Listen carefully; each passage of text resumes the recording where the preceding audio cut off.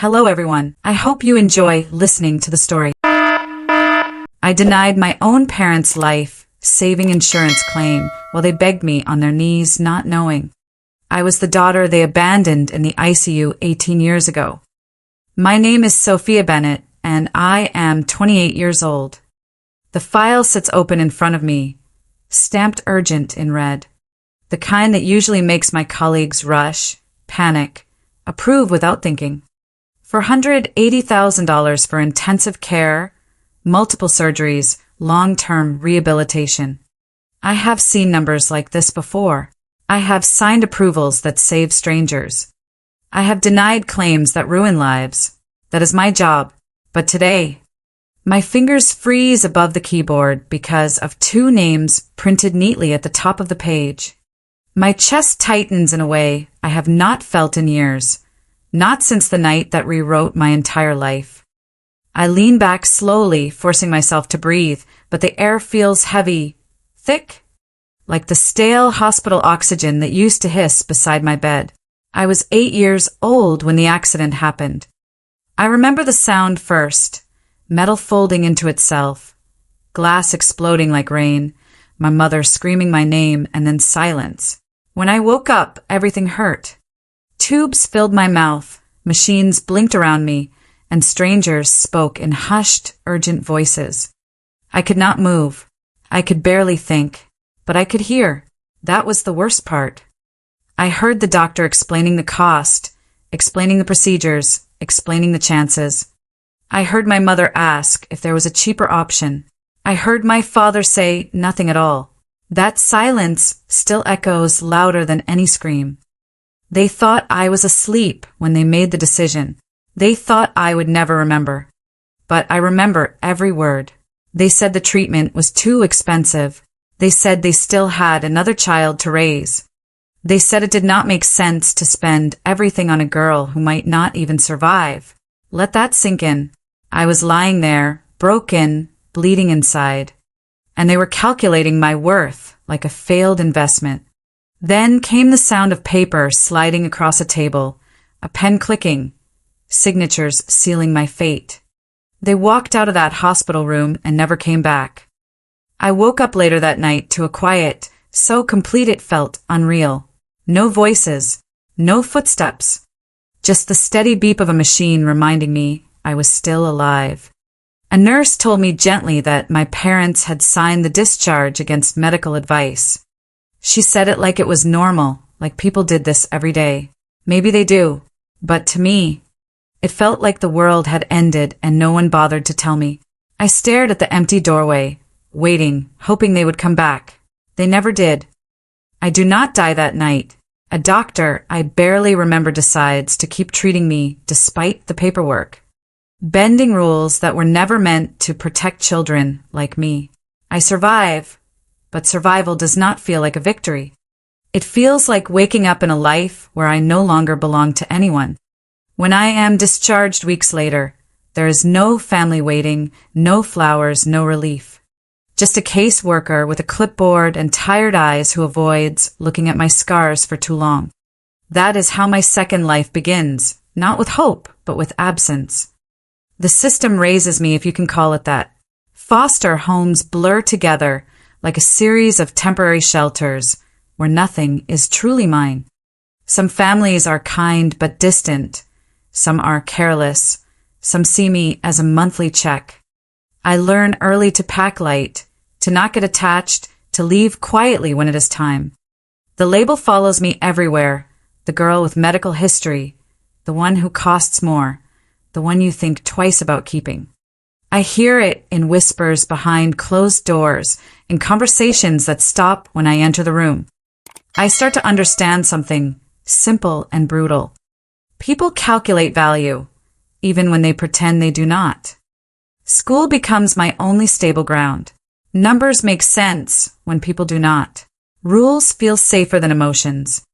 I bury myself in textbooks because they do not abandon me halfway through a sentence. Teachers call me focused, driven, unusually calm for someone my age. They do not see the reason behind it. I am not calm. I am controlled. There is a difference. Every time I close my eyes, I still hear that question from the hospital room asking if there is a cheaper option. I replay it until it stops sounding like a question and starts sounding like a lesson. If the world runs on decisions like that, then I need to understand how those decisions are made. By the time I reach high school, I already know what I want. Not a dream job, not a passion. Control. I want to be the person who decides what something is worth. I take advanced classes, volunteer at legal aid clinics, spend weekends reading about insurance policies and medical billing codes while other kids go to parties. It sounds obsessive because it is. Every detail matters. Every clause, every loophole, every line that determines whether someone gets help or gets denied. I do not chase success for pride. I chase it because I refuse to ever be powerless again. College becomes my escape and my weapon at the same time. I earn scholarships, work late shifts, live on cheap food and caffeine, and graduate at the top of my class in insurance law and medical auditing. Professors recommend me for positions at major firms. Impressed by my precision and my ability to dissect complex cases without hesitation. They call it professionalism. They call it discipline. What they do not realize is that I learned all of this from a hospital bed where my life was reduced to a financial decision. My first job places me in a large healthcare insurance corporation where everything is systematized, categorized, and measured. Lives become files. Emergencies become numbers. People become cases that move through a pipeline of approval or denial. At first, it unsettles me. Then, it starts to feel familiar. This is the machine that judged me before I even understood what was happening. Now I am inside it. Now I understand it. I rise quickly. I learn how to identify fraudulent claims, how to read financial histories, how to trace hidden assets. I learn that the system is not just about helping or denying. It is about risk, patterns, probability. It is about who is considered worth the cost. I become good at it, too good according to some colleagues who joke that I never hesitate. They are wrong. I hesitate all the time. I just do not show it anymore. One night, years into my career, I request access to archived records for a training project.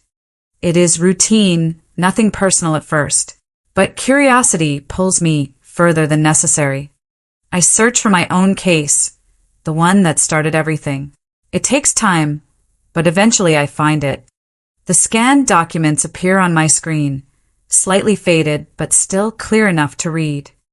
I scroll slowly, expecting pain, expecting anger, expecting something dramatic. Instead, what I feel is something colder. My parents had insurance. Not perfect coverage, but enough to make a difference. Enough to keep me alive without destroying them financially. There were options, payment plans, support programs they could have applied for. They chose not to.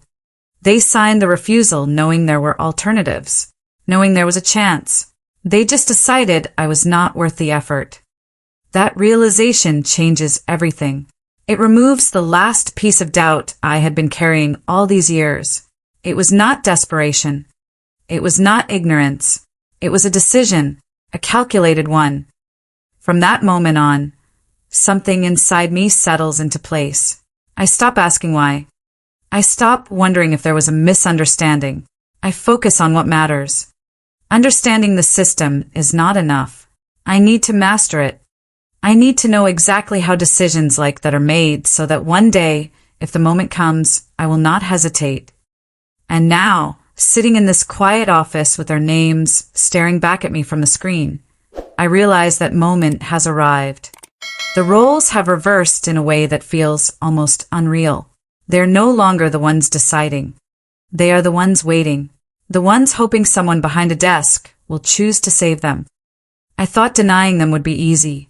I thought it would feel like justice, clean and simple. But as I continue reading through their file, reviewing their financial history, their recent transactions, their attempts to shift assets and manipulate coverage, I realize something unexpected. They have not changed. They are still making decisions based on what benefits them the most. Still trying to outsmart the system. Still treating survival like a negotiation. And that is when I understand that this is not just about the past anymore. This is about what I choose to do now. They sit across from me in a small consultation room that smells faintly of antiseptic and stale coffee. The kind of place where people come when they have run out of options. My parents look older than I imagined, smaller somehow. Like life has been slowly pressing them down for years.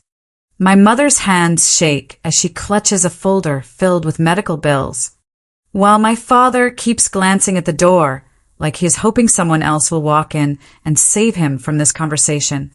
Neither of them recognizes me. Not my face, not my voice. Not the quiet way I study them like a case instead of a family. To them, I am just another insurance officer, another gatekeeper standing between them and survival. They start talking before I even ask a question. The words spill out fast, desperate, unfiltered. They explain the accident, the emergency surgery, the mounting costs. They talk about how unfair the system is, how no one should be left to die because of money. My mother's voice cracks at the right moments, her eyes glossy with practiced fear. My father tries to sound rational, emphasizing their willingness to cooperate, to provide any documentation needed.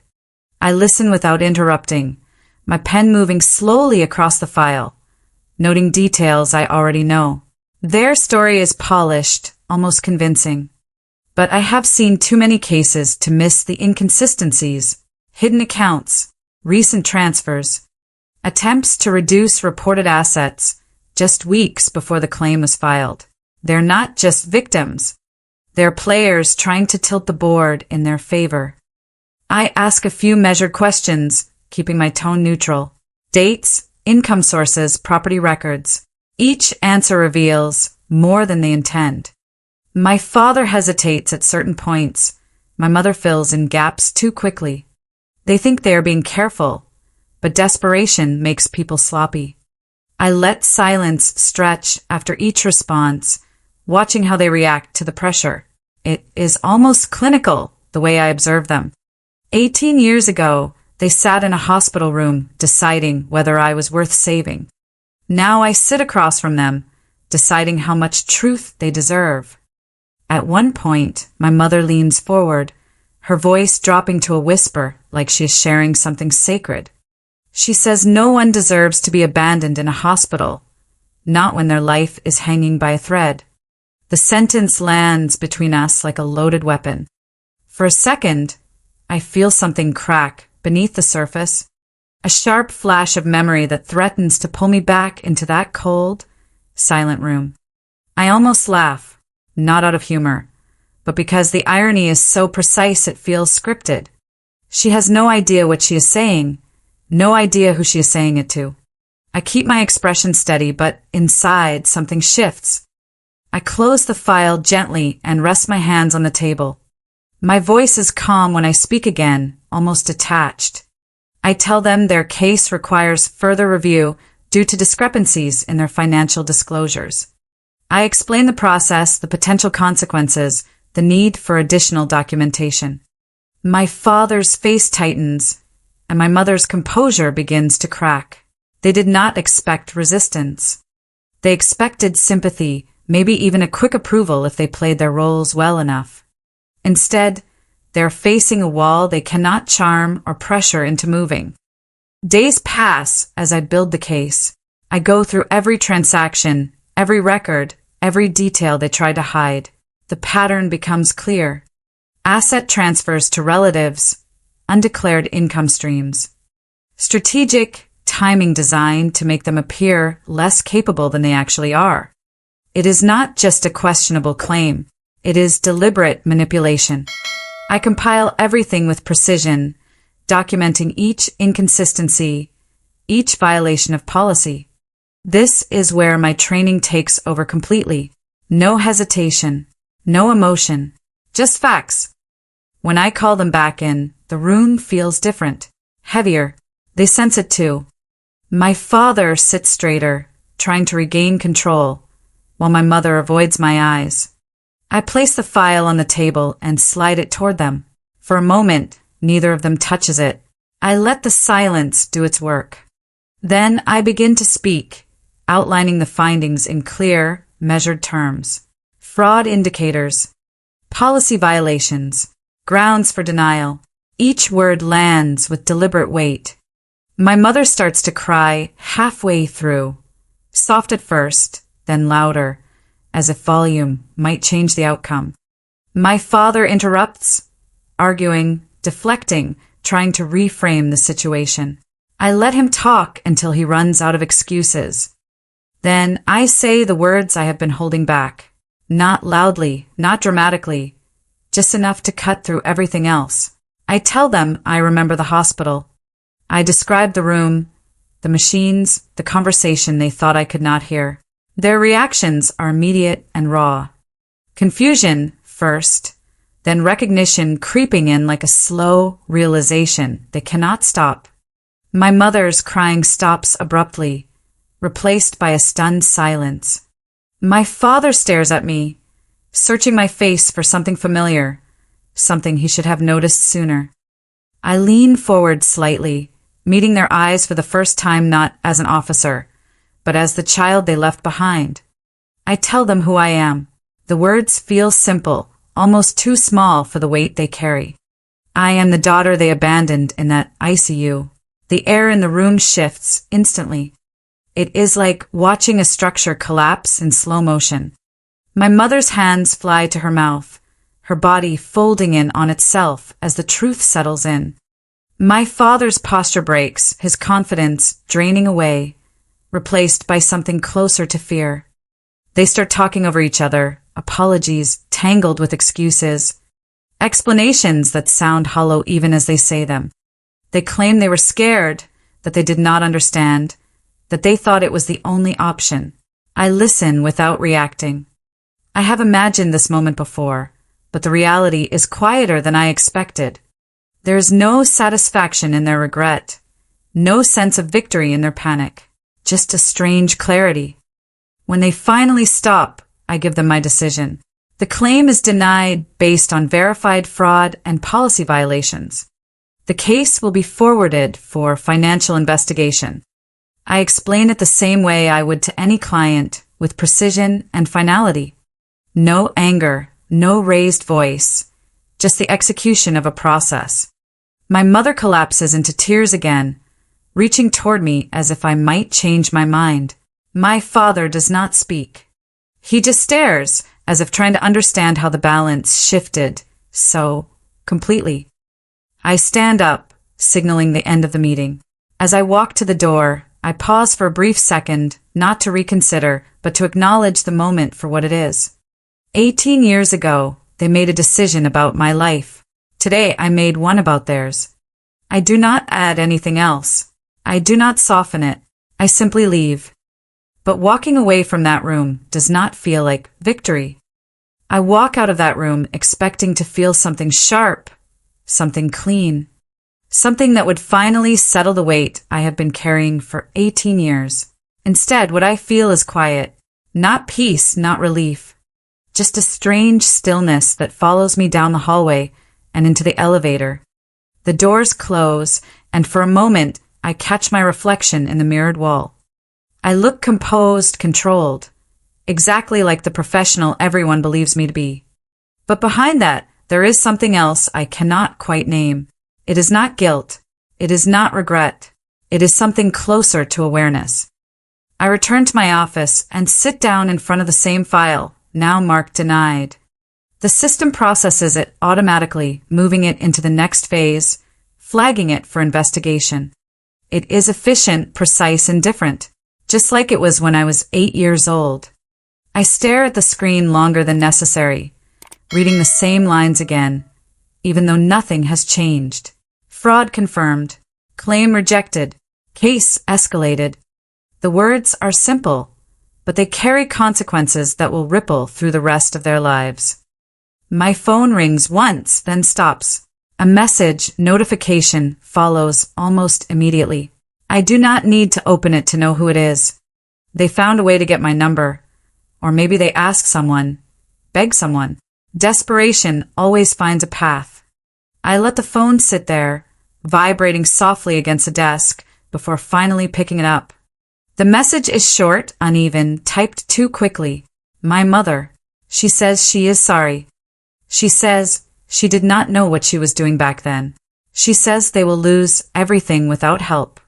She asks if I can reconsider. Just this once. Just enough to give them a chance.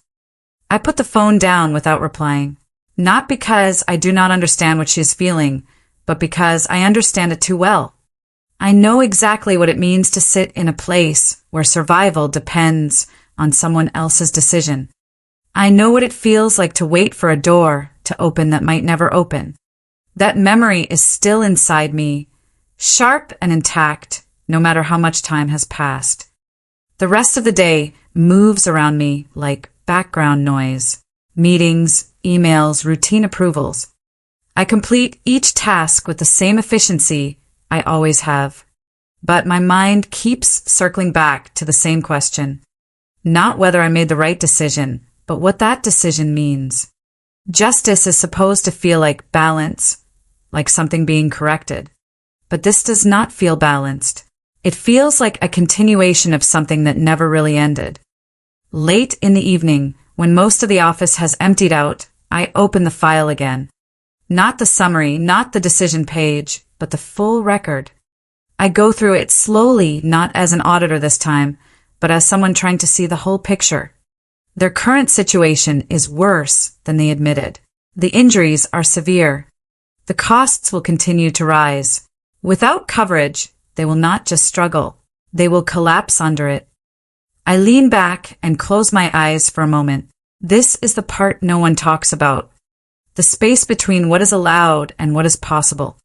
The system is built on rules, but within those rules, there are small openings. Exceptions that are rarely used. Programs designed for cases that do not fit neatly into categories. I know where they are. I know how to access them. Most people in my position ignore them because they require extra work, extra justification, extra risk. I open a different interface, one that most clients never see. Special review programs, emergency relief pathways, limited coverage grants. They're not meant to replace full insurance approval, but they can reduce the impact, soften the fall. I start filling out a secondary assessment using information already in the file, cross-referencing eligibility criteria. It is not fast and it is not guaranteed, but it is something. As I work, I am aware of the contradiction. I denied them. I upheld the policy. I followed the rules. And now, I am looking for a way to help them within those same rules. Not because they ask, not because they deserve it, but because I need to draw a line somewhere that is not defined by what they did to me. I submit the request under a neutral review category, removing any personal identifiers that could connect me directly to the case. It will go through a separate team, evaluated independently. If approved, it will cover part of the treatment, not all of it, but enough to change the outcome. Enough to give them a chance without erasing the consequences of their actions. When I finish, I sit there for a while, staring at the confirmation screen. Nothing dramatic happens. No music, no sense of closure. Just a quiet acknowledgement that I made a choice that belongs to me, not to them, not to the past. I leave the office later than usual, stepping out into the cool night air. The city moves around me, indifferent as always, lights flickering. People passing by without knowing anything about what just happened inside that building.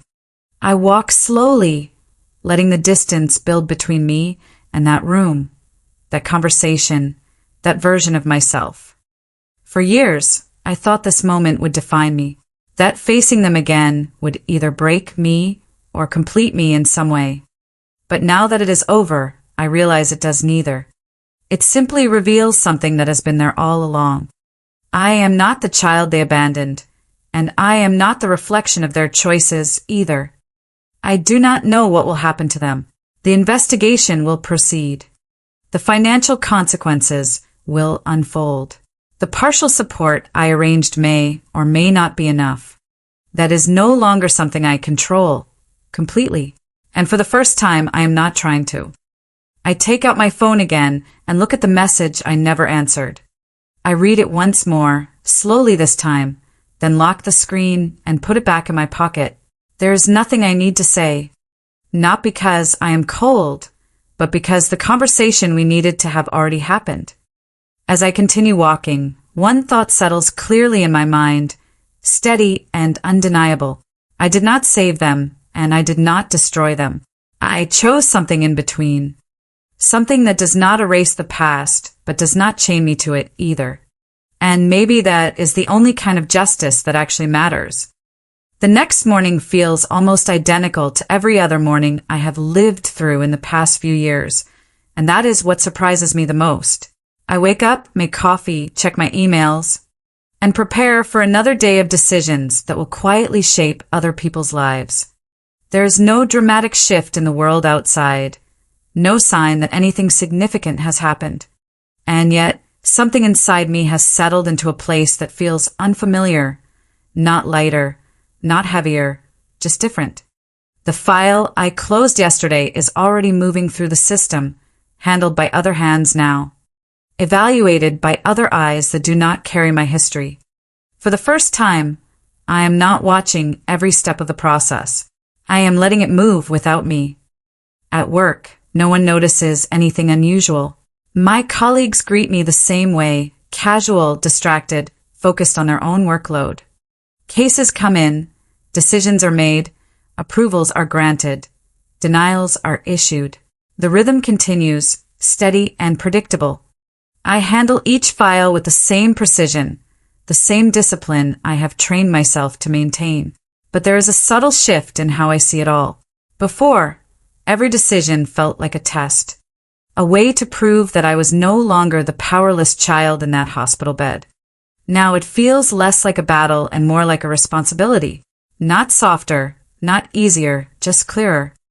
Around midday, I receive a system notification. The secondary review I submitted has been accepted for preliminary processing. It is not a final approval, not even a guarantee. But it means the case will receive additional support consideration. I stare at the message for a moment, letting it sink in. This is the part no one will ever connect to me, the quiet adjustment made within the rules. The small shift that changes an outcome without rewriting the past. It does not erase what they did. It does not undo the damage. It simply creates a different ending than the one that might have happened otherwise. I do not follow up. I do not check for updates every hour. I let it go. That, more than anything, feels like the real change.